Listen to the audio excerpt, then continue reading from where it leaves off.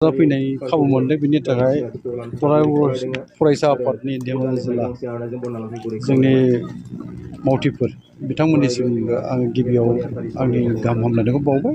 आङो जागायजेननायनिफ्रायनो जोबजासिम गेलेनायखौ नायबाय आरो दिनैनि बे जि मोनसे दुलाराय बर' फरायसा आफादनि बानजायनायाव बड'फानि गेजेरथियारि जि मोनसे मावथांखि बे आयदाखौ बिथा खालामनानै दिनै जोंनि उन्दै उन्दै जाखांबोनाय उन्दै गथ'फोरनि जि मोनसे 13 बोसोर बैसोनि सिंनि गेलेनाय जोलुर बादायलायनाय बेयो दिनै जोबथा गेलेनायमोन आरो बियो सिमेन्ट आरो सिला फोथारनि गेजेराव बादायनाया जादोंमोन। दाथ' रिजाल्टखौथ' नुनायानो जाहैबाय 4-1 बेवहाय देरहानाय जाहैबाय सिमेन्टआ। गुबैयैहाय गोजोननाय मोनदों आङो गथ'फोरनि जि मोनसे टेलेन्ट आरो जोनायनि जि मोनसे माबाखौ नुनानै खोब मोजां मोनदों आरो बिसोरखौ बे रोखोमैनो जोङो मोजां खाबु होनानै फोरोंग्रा माने लालायनानै जे बिसोरनो जोलुर गेलेनायनि आयदाफोरखौ बा बिनि रोंगौथिफोरखौ बिसोरनो होनाय जायोबा खोब मोजां गेलेग्रा बयनिफ्रायबो ओंखारगोन बेखौ जों मिजिंथिनो हायो। आरो दिनैहाय गेलेनायनि जि आयदा बे आयदाया जोंनि थाखाय एंगारनो हायै मोनसे आयदा जानानै फैबाय। मानोना गेलेनायनि गेजेरजों गावनि जिउ दानायनिबो बाथ्रा फैयो, गावखौ सिनायथि होनायनि बाथ्रा फैयो। बे खाबुफ्रा दिनै फैनो हमदों। ओंखायनो जोङो बुंनांगोन जे जोंनि जाखांबोनाय बे उन्दै उन्दै गथ'फ्रा जायफ्रा गेलेनो गोसो दङ, मोजां टेलेन्ट गोनां गथ'फोरखौ जोङो खाबुखौ होथारनांगौ आरो मोजां जोङो फिथाइ मोनहैनायनि लामा दङ।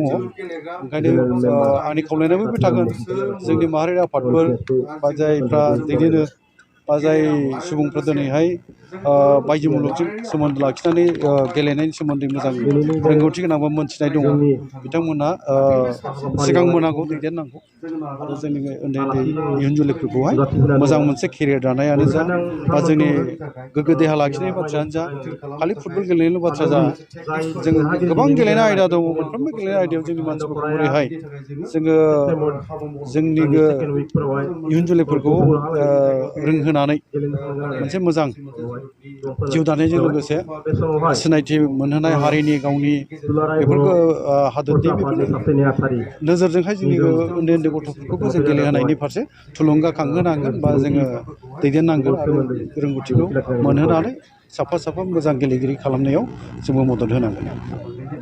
खोब गोजोननाय मोनदों दिनै दुलाराय बर' फरायसा आफादा फोसावनाय बड'फा मिशन फर सास्टेनेबल चेन्जनि मोनसे मावथांखि 13 बोसोर बैसोनि सिंनि जोलुर बादायलायनाय हाबाफारि। दा बे हाबाफारिखौ दिनै धेमाजि जिल्ला दुलाराय बर' फरायसा आफादा खुङै खुंनानै दिनै फाइनाल बादायलायनाय बे फाइनाल बादायलायनाया दिनै एसबि बर' गोजौ फरायसालिनि बे गुवार गेलेग्रा फोथाराव गेलेनाय जादों। दा बेवहाय फाइनाल बादायारि हिसाबै सिमेन्ट दख'रा दुलाराय बर' फरायसा आफाद आरो सिला फोथार दख'रा दुलाराय बर' फरायसा आफाद मोननै दख'रानि गेजेराव गेलेनाय जादों। दा बेवहाय सिला फोथार दख'रा दुलाराय बर' फरायसा आफादखौ सिमेन्ट दख'राया 4-1 गलाव बिथांमोना देरहासार जानो हाबाय। दा बे खेलखौ आङो नुनानै जोबोद गोजोननाय मोनदों।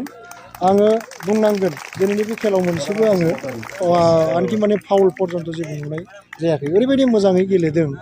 दा बेवहाय आङो बे बाथ्राखौ आङो बुंनो सानदों जे दुलाराय बर' फरायसा आफादनि जि मिशन 13 बोसोर बैसोनि जोलुर गेलेगिरि बिथांमोनखौ जे दुलाराय बर' फरायसा आफादा जि मोनसे नोजोरजों बे खेलखौ होनाय जादों, बै नोजोरा गमामायैनो मोगथां महराव जे नुजाथिफैगोन आं बेखौ फोथायनो हादों। मानो होनोब्ला दिनैनि बे खेलखौ नुनानै आङो जोबोद गोजोननाय मोनदों। बेवहाय जोबोद मोजां गेलेगिरि जोङो बेवहाय नुनो मोनदों। बेयाव आसा खालामदों आङो बे धेमाजि जिल्ला दुलाराय बर' फरायसा आफादनि बेन्दोंनि सिंनिफ्राय बेवहाय दिनैनि मुंदांखा गेलेगिरि